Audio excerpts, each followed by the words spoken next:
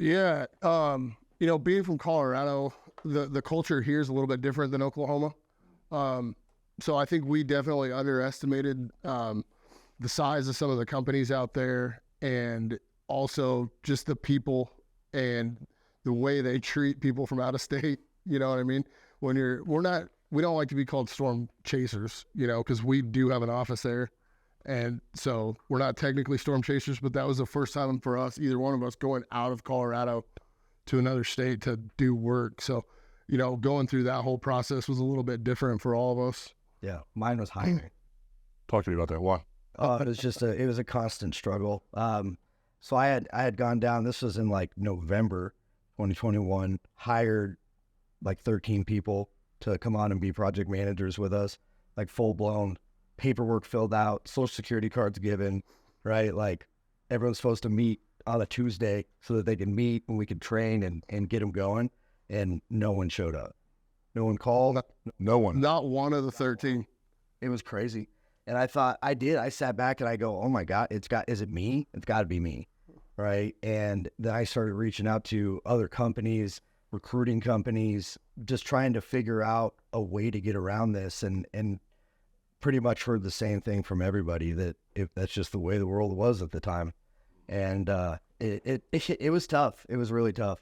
Like I'm sitting there beating my head against the wall going, what am I doing wrong? But it was just a strange time that we were all in, right? And coming off COVID.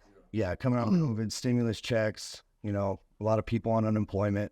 So it was a learning curve for me, and moving forward with it, I started learning how to kind of separate the applicants, I guess. And I started being able to notice right out of the gate, like the kind of applicant that we were getting after that. Mm-hmm. And it was getting better and better and better. And then turned out to be, great for us now because we have such an amazing team put together out here. So you think the difference now is that you learned the type of person that's going to be successful? You can now look at that and go, okay, I've seen this before. I know how this ends. 100%. Yeah.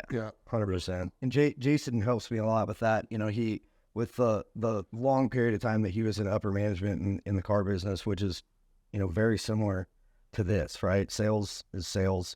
And I mean, even though we're not really selling anything right now except ourselves, he always teaches me every day. I learn something new about people and management and how to take care of them. So if you had to look at it right now, Jason, I'll turn the question over to you. What is it? What personality trait, what thing is it that you found that, okay, is going to be a determining factor whether someone is going to be successful, not only in your business, but in this industry? Is there something that you look at now, you're like, man, that right there is something I never thought about when I was doing hiring before, but today, this is important? Yeah. So, first of all, like the thing that we look for most when we're hiring people is just make sure they're a good person, right? We want good quality people working here. And we want people that are willing to learn. We're not dictators by any stretch of the imagination. You know what I mean? Austin and I we're always learning, trying to learn. And, so that being said, I think, a lot of the younger generation that we have now, you got to tell them the why behind everything, right? That's one thing that I've definitely learned. Like in the car business, when we were training people, we just told them to go do something, right? We didn't tell them the why. We didn't tell them any of that. And they were like little soldiers, you know what I mean? Marching and going to do it. But with our guys now, we have to definitely tell them the why so they understand everything. And that was a big change, I think, from Austin and I both, because we both come from the auto industry. Mm-hmm.